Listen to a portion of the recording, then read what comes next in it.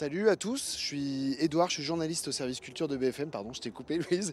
Je remplace Hugo aujourd'hui qui animait le live jusqu'à aujourd'hui parce que Hugo il a pris une journée off et il a bien raison, il se repose un petit peu, en plus il y a du soleil donc il a raison d'en profiter. Aujourd'hui on a du très lourd à vous présenter pour cette journée cannoise.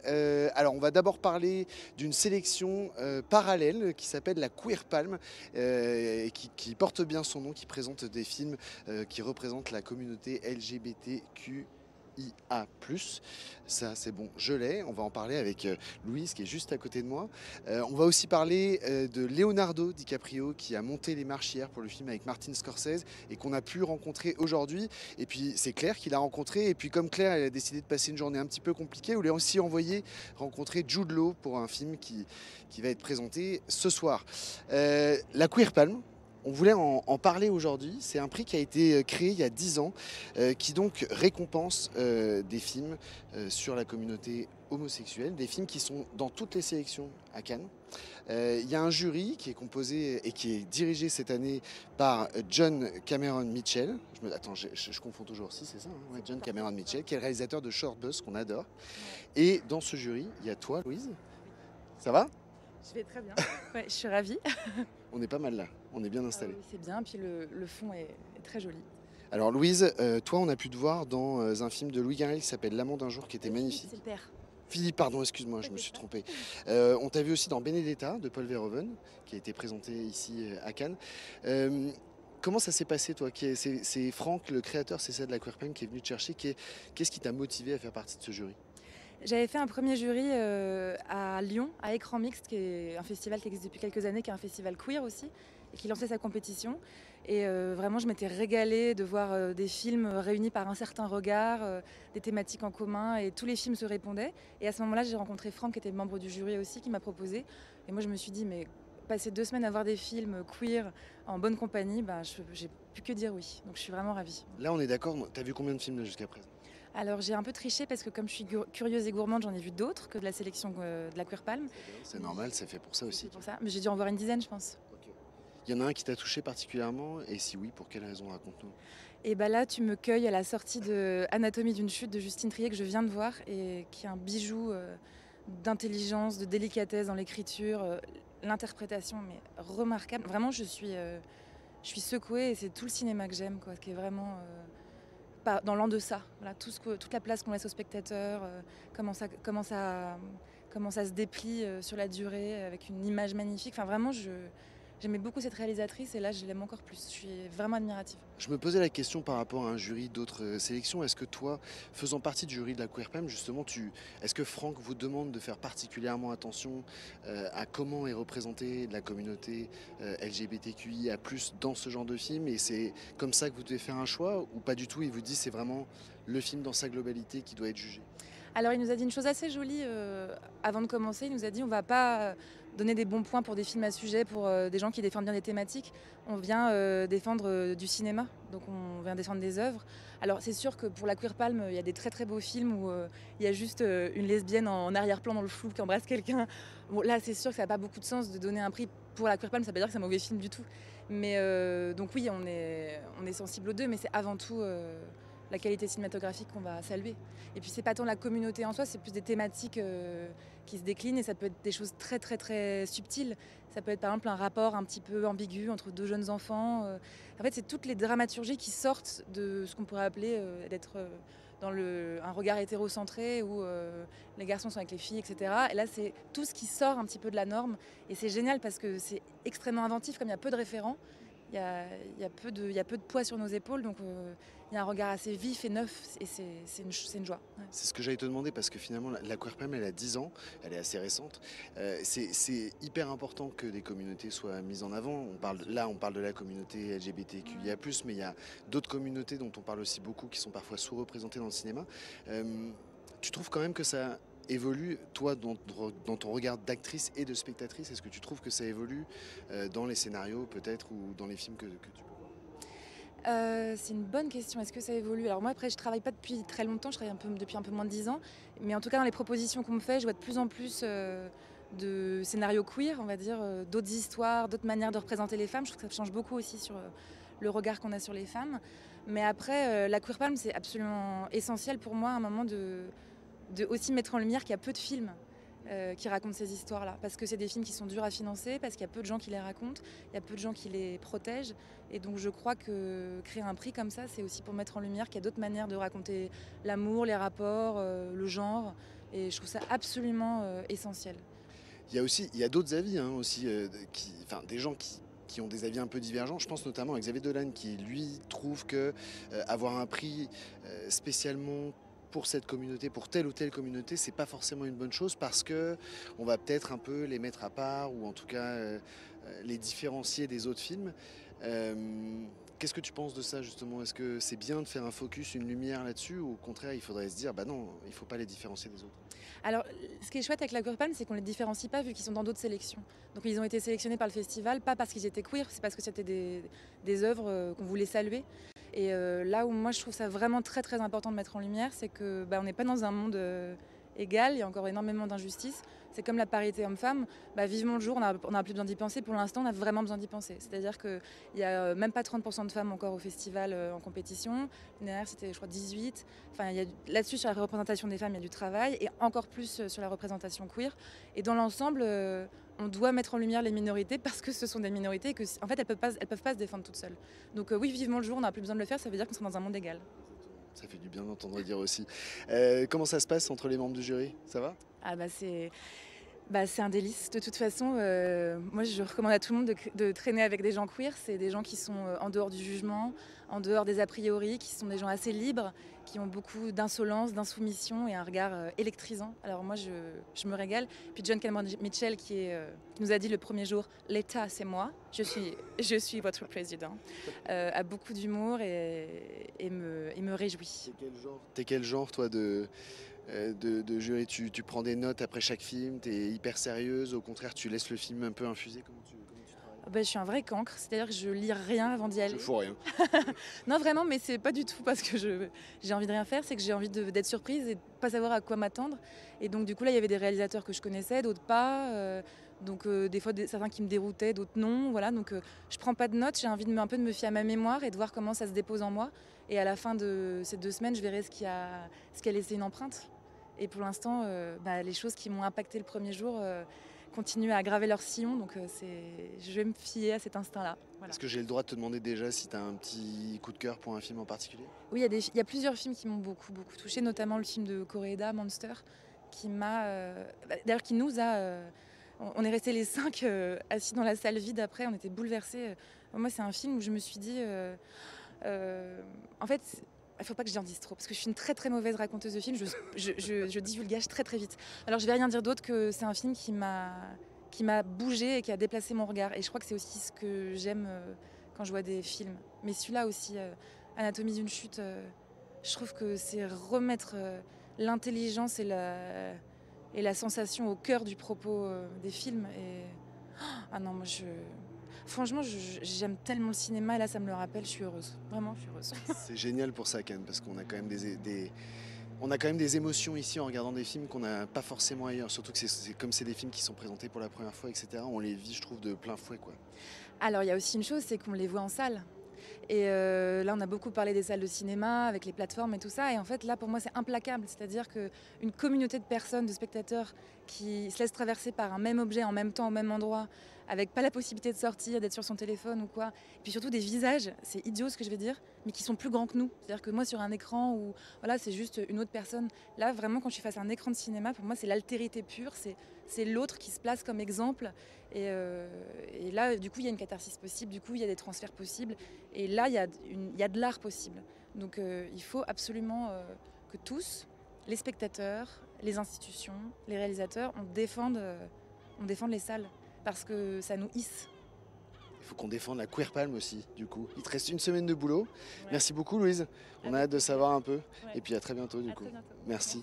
On va passer au deuxième sujet de la journée. C'est donc cette interview de Leonardo DiCaprio, Claire Fleury, qui me rejoint actuellement. A pu rencontrer le grand acteur hollywoodien. Claire, elle a un sourire jusqu'aux oreilles.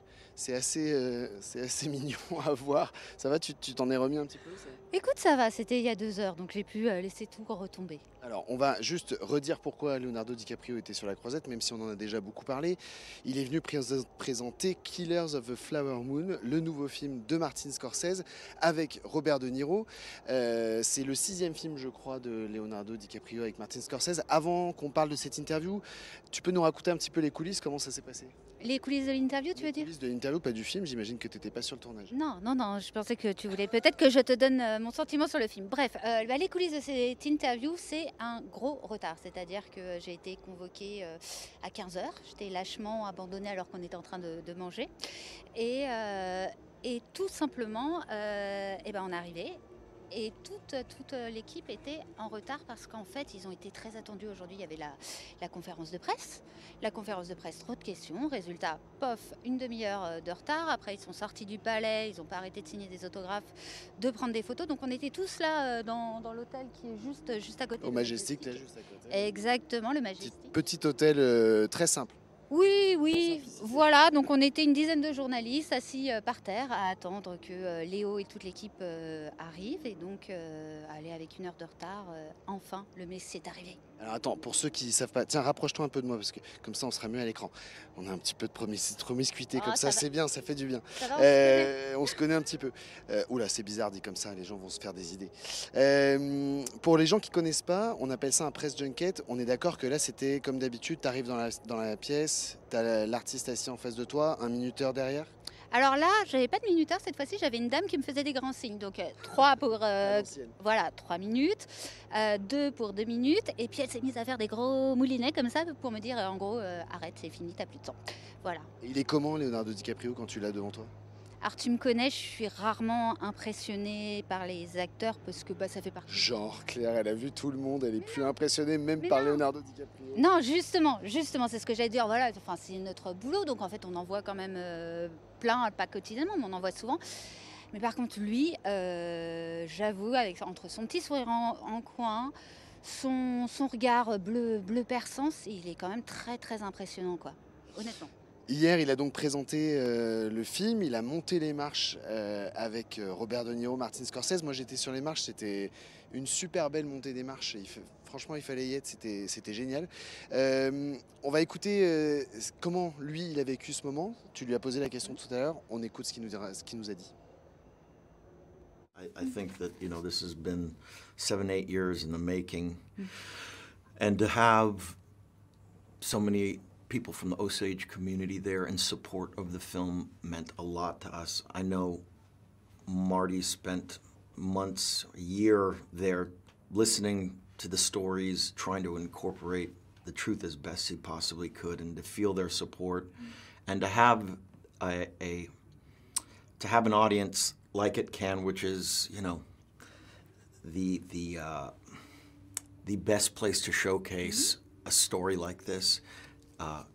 And have the Osage people embrace that and know that, the world is going to be paying attention to what happened to them, and to have Mr. Scorsese being at the helm of this film, and also getting to work not only with Lily but Mr. De Niro after 30 years and Marty together.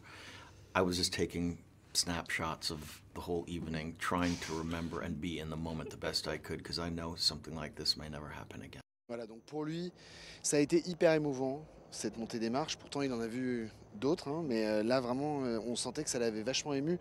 C'est comme ça que tu l'as ressenti aussi en étant devant lui. Quand il te répondait, il était vraiment intense, quoi. Oui, et puis on sent en fait que ce film compte vraiment pour lui. Il y a déjà sa collaboration de longue date avec Martin Scorsese, tu l'as dit, 6 films ensemble. Et puis Leonardo DiCaprio, il fait pas tant d'interviews que ça. Et là, vraiment, il avait tout l'après-midi à faire que des interviews parce que Martin Scorsese, il a 81 ans, Robert De Niro, il en a 80. Donc voilà, ils ont un petit peu passé l'âge de faire des promotions à tout va pour leurs films. Ils faisaient rien du tout, eux, comme presse? Très peu. Moi, d'après mes informations, Martin Scorsese faisait quelques interviews presse écrites et Robert De Niro avait a priori accepté un entretien filmé. Donc voilà, et donc c'est Leonardo qui est venu sur le devant de la scène pour vraiment défendre au maximum le film, j'ai envie de dire, de son ami Martin Scorsese. Alors justement, jusqu'à hier, tu pouvais pas nous en parler du film, il y avait ce qu'on appelle un embargo, donc c'était vraiment interdiction de dire ce que tu en avais pensé. Aujourd'hui, tu peux nous en parler. Comment c'est alors ce nouveau Scorsese? J'ai envie de faire un gros warning chef-d'œuvre, c'est-à-dire que c'est incroyable. Parce que voilà, Martin Scorsese, il a 81 ans, il nous fait encore des leçons de mise en scène, il nous surprend, il se réinvente. C'est un film qui est bourré de plans séquences, d'images qui te marquent. Il y a toujours les thèmes qui sont chers à Scorsese, son interrogation sur où est le bien, où est le mal. Il se sert magnifiquement du visage quand même assez angélique de Leonardo DiCaprio pour nous dire attention, le mal, il rôde autour de toi, il est partout. Et voilà, et puis il interroge aussi l'histoire américaine. Alors il l'a beaucoup interrogé avec ses précédents films, notamment pour la communauté italo-américaine. Et là, c'est un hommage aux Amérindiens qui sont quand même les oubliés de l'histoire de ce grand pays. Donc voilà, c'est un film fort, c'est un film qui est très émouvant aussi à la fin, c'est un film qui est très drôle. On a vraiment l'impression que c'est son 3e film, qu'il est au début de sa carrière et qu'il se repose jamais, quoi. Il se repose jamais, c'est ça qui est impressionnant. 3h30, c'est ça, c'est pas trop long quand même? Honnêtement non. Honnêtement non, parce que voilà, il a une maestria derrière la caméra. Moi, le premier quart d'heure, je regardais le film, je me prenais la tête et je me disais mais comment il fait ça? J'avais un peu la jouissance qu'on pouvait avoir ado quand on voyait des films qui nous emballaient. Et c'est rare en fait d'avoir des films qui te remettent dans cette posture de jeune spectateur. La dernière fois que j'ai ressenti ça, c'était je crois Parasite de Bong Joon-ho. Donc tu vois, c'est une fois tous les 3 ans. Palme d'or et Oscar aussi d'ailleurs, Parasite, donc ça s'annonce bien pour Scorsese. Mais en tout cas, j'espère et je pense que ça va plaire à beaucoup de gens. Et ce qui est génial, c'est que c'est un film à la base Apple+, et en fait, ils ont fait un accord avec la Paramount et il va sortir en salle chez nous. Ça sera le 18 octobre et vraiment, je dis aux gens d'ores et déjà de noter la date sur un calendrier. Enfin, faut vraiment pas le louper. Scorsese, on peut se dire, c'est un classique, c'est un vieux réalisateur, c'est vu, revu. Non, là, franchement, moi, il m'a surpris. J'ai eu l'impression de le redécouvrir. On l'a dit, 6e collaboration avec Martin Scorsese. Ils ont fait Les Infiltrés ensemble, ils ont fait Gangs of New York qui était incroyable. Qui était leur rencontre en fait, leur rencontre de cinéma. C'était leur premier film ensemble, exactement. Tu lui as posé la question de savoir qu'est-ce que ça lui faisait de retrouver Martin Scorsese, de retravailler avec lui. On écoute ce qu'il t'a répondu. That's the main thing, besides his humility and his ability to listen to actors, and really listen, not... There's some directors out there that pretend to listen, but he really when you feel something, and it has to come from a feeling, some sort of instinct in you, he stops everything and he's willing to change the entire narrative of a film or take it in a completely different direction. He has this connection when he trusts an actor to go anywhere, and that's what you feel when you watch his movies. He gives it over to the performances. And that's what makes him a master filmmaker.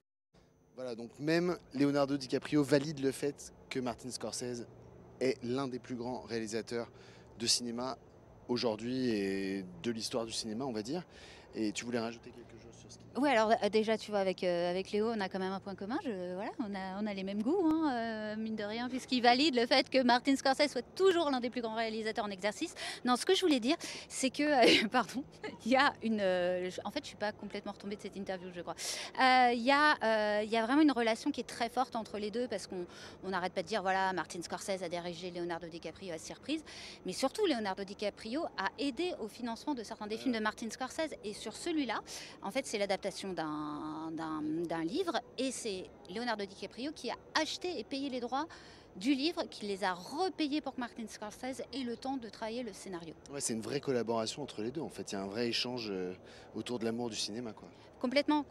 Et en fait, Leonardo DiCaprio aide Martin Scorsese à trouver les financements, parce que mine de rien, à Hollywood, c'est un peu dur, les réalisateurs, voilà, il y a un peu du jeunisme à tout va, et c'est Léo qui a aidé au financement de pas mal des derniers films de Scorsese. Bon, Claire, tu viens de nous dire que tu avais un point commun avec Leonardo DiCaprio. Tu viens de nous dire aussi que tu étais fortement perturbée par cette interview. On s'est donc dit qu'effectivement, il fallait que tu galères un peu plus aujourd'hui. On t'a envoyé rencontrer Jude Law, ma pauvre. C'est vraiment dur pour toi. Je sens une pointe de jalousie. Non, pas du tout. Jude Law, donc, qui... Est-ce qu'on rappelle qui est Jude Law, qui joue dans Dumbledore dans Les Animaux Fantastiques, Closer, qu'est-ce qu'on pourrait citer d'autre? Le talentueux Monsieur Ripley. Intelligence artificielle, voilà, de Spielberg. Ah Ouais. bah, tu vois. Bon, Jude Law, Sherlock Holmes aussi quand même, Ah bah pas oui. mal, ouais, pas mal. Guy Ritchie. Jude Law monte les marches, il monte les marches ce soir pour un film qui s'appelle Firebrand, qui est un film, Le jeu de la reine en français. Le jeu de la reine, On a un titre français. t'as raison, on a un titre français, il faut quand même le dire, qui est un film d'un Brésilien, Karim Ainouz. Il partage l'affiche avec Alicia Vikander. Pour ceux qui la connaissent, c'est elle qui a interprété Lara Croft dans le dernier Tomb Raider. C'est terrible de citer que ça de Alicia Vikander, mais bon, c'est le rôle le plus populaire, donc c'est pour ça que je cite. Tu me regardes avec des yeux hyper sévères. Non, non, pas du tout, pas du tout, pas du tout, pas du tout. Donc c'est un film historique qui raconte l'histoire de Catherine Parr, la dernière femme d'Henri VIII. Henri VIII qui était roi d'Angleterre, qui avait quand même des problèmes de couple, parce qu'il a eu quand même eu 6 femmes, dont 2 qu'il a quand même zigouillées. Le Oui. mec n'arrive pas à gérer la pression. Non, non, non, il aimait bien soit trucider ses femmes, soit celles qui arrivaient à survivre. Et ben en fait, il les répudiait, donc elles se retrouvaient enfermées dans un château quelconque, si possible au nord du royaume, histoire qu'elles prennent bien froid et qu'elles ne survivent pas très longtemps. Donc voilà, c'était pas forcément un type très très sympathique. Et elle lui a survécu. Ouais. Bon, c'était même carrément une ordure, on peut se le dire. Tu lui as demandé justement à Jude Law ce que ça faisait d'interpréter une ordure au cinéma. On va écouter ce qu'il nous répond. It's not nice behaving like that. And there were certain moments I was aware that what we were creating was a really toxic environment. But you know, we also had humor. Alicia was very good at breaking the toxicity by being funny and letting everyone know that she was okay and things were all right. But it's also, you know, that those are the extremists of art. You know, we were there to tell a story and to make it real. We had to be and go into those dark places because it should be shocking and it should be upsetting in order for her triumph to be authentic and for people to recognize that these scenarios are you know, not to be tolerated. Well, the fun part is making the films. The fun part is the work. That's why I do it. Being in Cannes is another fun part because it feels like you're in a community of filmmakers, and pretty much everyone here is here to celebrate filmmaking, which is wonderful. And it's easier to talk about a film you believe in and you love, which I do with this one. There are sometimes ones I've done where I don't quite feel like that, but it's easy to talk about a film like this because there's... Donc voilà, donc Jude Law qui interprète Henri VIII. Toi, tu as vu le film ce matin? Tu peux nous en dire un peu, tu peux nous donner un peu ton avis ou pas? Mais non, embargo critique. J'aurais essayé. J'ai l'impression de dire ça à chaque fois. Hugo, tu tentes, c'est pas possible. Non, embargo critique. Par contre, je pense en dire un peu plus quand même sur le personnage interprété par Jude Law, parce que c'est Henri VIII. On a dit c'est un gars pas très sympathique. Et en plus, là, en fait, c'est la fin de vie d'Henri VIII. Donc, Jude Law, il se trimballe avec une jambe putréfiée. Enfin, il est vraiment défiguré dans le film? Physiquement, oui, il est un peu moins attrayant que le jeune homme que j'ai vu ce matin, hein, je vais pas te mentir. Voilà, et c'est ça qui est hyper intéressant parce qu'en fait, le film joue du contraste entre l'image qu'on peut avoir de l'acteur qui est plutôt bien de sa personne et l'image que nous renvoie le film, et à quel point, justement, le temps et le pouvoir peuvent te défigurer un homme. J'ai l'impression qu'il est un peu dans ces rôles-là en ce moment-là. Je ne sais pas si tu as vu le dernier film qui est sur Disney+, l'adaptation de Wendy et Peter Pan, où il joue le Capitaine Crochet. Il aime bien un peu se transformer. Il s'éloigne un peu de son image de jeune premier parfait, je trouve. Je vais pas être très gentille, mais passé un certain âge, tu sais, faut t'ouvrir à d'autres rôles. C'est dur, mais c'est vrai. Bah oui, pardon. Et comment il est quand tu le rencontres, Jude Law? Sympa? Alors écoute, c'est un anglais, et généralement, en fait, honnêtement, les interviews avec les acteurs anglais, enfin, t'en fais aussi. Voilà, il y a une forme de décontraction, ils sont un petit peu moins dans le système hollywoodien. Donc là, écoute, je suis arrivée, je vais te raconter ça, ça fait un peu la nana qui se la pète, j'hésite, mais je suis arrivée. Je te le dirai si tu te la pètes. Il me regarde de façon très insistante et bizarrement. Donc... Il t'a dragué? Non, absolument pas. Donc je me dis, mince, j'ai peut-être mon décolleté qui s'est ouvert, tu vois. Et en fait, il me l'a fait... Qu'est-ce que tu vas nous raconter? Non, mais en fait, il a fait sans doute mine de me reconnaître et de me dire: «Ah, on s'est déjà vu une fois». Voilà, Ah, c'est. la classe. Non, mais je pense qu'il m'a pas reconnue, mais tu vois, il y a le petit truc pour essayer de te mettre à l'aise, en fait. Ok, bon, Jude Law sympa. Alicia Vikander sympa aussi. Ouais, ouais, ouais, plus sur la réserve. Ça, c'est, tu vois, c'est le côté Europe du Nord. Pays nordique quoi. Donc bah voilà, bah, on peut pas en dire plus sur ce film, c'est très frustrant, mais en tout cas on va le découvrir ce soir, ils vont faire une belle montée des marches. On peut quand même dire que voilà, c'est certes un film historique, mais c'est un film historique qui est filmé avec beaucoup de modernité et avec voilà, presque un côté thriller. Demain, nouvelle journée, Hmm. ici sur la Croisette, et quelle journée, ça va être hyper glam demain. Ouais, si c'est glam quand même. Présentation de The Idol, la série HBO, hein, c'est ça si je me trompe pas. La série qui a été créée, co-créée par The Weeknd, le chanteur The Weeknd, avec dans le rôle titre Lily Rose Depp, la fille de Johnny Depp et Vanessa Paradis.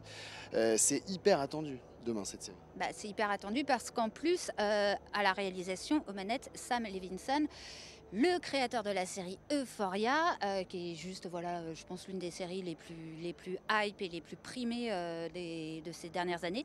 Donc voilà, The Weeknd. Alors, par contre, je me pose la question, est-ce qu'on a encore le droit de l'appeler The Weeknd puisqu'il est en train Ah de... ouais, exact, il a changé de nom. Ouais, et puis j'ai reçu là les convocations pour les entretiens, il n'y a pas marqué The Weeknd. Donc Tu penses qu'il va nous faire un petit happening sur le tapis rouge demain ou pas?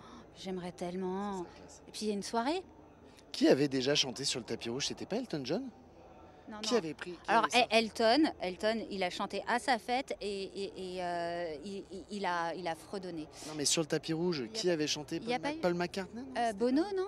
Il n'y a pas eu Bono? Ah c'était peut-être Bono, ouais. Il- Putain, un petit live de week-end demain, ce serait classe. Bah, normalement, on va à la soirée. Donc à la soirée, j'espère bien quand même qu'il va nous pousser la chansonnette. Non, mais là je parle de ce que tous les gens vont voir. Nous la soirée, ce sera autre chose. Ça c'est privé, ouais, on va tout filmer. The Idol, t'as raison de le dire, donc le créateur de Euphoria, Lily Rose Depp qui quand même continue de monter à Hollywood, quoi. Il a de plus en plus de rôles, des rôles de plus en plus importants. Nous, je me souviens, tu te souviens, on l'avait rencontré il y a quelques années dans un film français, la danseuse, je crois, c'est ça? Oui, exactement. C'était la première fois qu'elle montait les marches à Cannes. Alors on l'avait fait, elle était quand même assez timide, assez sur la réserve, et c'est assez surprenant de la découvrir là dans cette production parce qu'elle a l'air d'y aller, d'écorner son image. Elle joue une pop star très dénudée qui joue de son corps et qui dit clairement que pour percer, il faut se mouiller. Voilà, donc ça a l'air d'être d'une série qui veut égratigner le star system. Donc c'est intéressant en plus que ça vienne de The Weeknd. Ça a l'air assez trash, effectivement. Juste, est-ce qu'on sait maintenant ces 2 épisodes qui vont être présentés demain, c'est ça? Ouais, exactement, 2 épisodes. Souvent ils font ça pour un petit peu justement teaser, donner l'envie qu'on découvre la suite. Je fais juste une parenthèse parce que c'est effectivement les membres du jury qui sont en train de fumer une cigarette. On peut pas vous le montrer, mais alors vraiment juste là. Denis Ménochet, Julia Ducournau et Ruben Östlund, le président du jury. Voilà, je voulais juste faire cette petite parenthèse. Tu les as vendus comme fumeurs. C'est bien. Ouais, ils sont en train de Balancez, cloper. Bah écoute, ils ont le droit de cloper quand même. Ils bossent comme des fous. The Idol demain, Lily Rose Depp, The Weeknd. Autre chose de prévu un petit peu sympa, on sait ou pas? Il y a... Demain, il y a le Chorus Maki qui entre en compétition. Et puis, normalement, on rencontre l'équipe du Wes Anderson. Ah ouais, ça va être sympa. Scarlett Johansson, Non. Bill Murray. Ah bah attends, Non. bah, ça sert à rien alors, on va pas les voir. On rencontre qui? Alors, écoute, on rencontre. Mince, tu me colles là. On a qui en interview? Je ne Et sais ouais, la colle. Je Bon ne bah sais tu plus. vas aller réviser. En même temps, il y a à peu près 52 acteurs dans ce film, donc forcément, c'est difficile de s'en souvenir. Voilà, c'est le programme de demain, The Idol. On a hâte d'y être. On est bon, je crois. On est pas mal. On a passé une bonne journée quand même là. Bonne journée. Enfin, moi, en Toi, tout t'es- cas, j'étais pas mal. Hein. Toi, je sais pas, mais moi, j'étais en bonne compagnie. Voilà, je finis en bonne compagnie. Donc, écoute, tout roule. Hein. Tu parles de moi, tu finis en bonne compagnie. Tout à fait. Eh ben, ça c'est sympa. Merci beaucoup. Merci à vous de nous avoir suivis. On espère que vous avez passé un bon moment. Et puis on se retrouve demain à la même heure pour parler de l'actualité cannoise.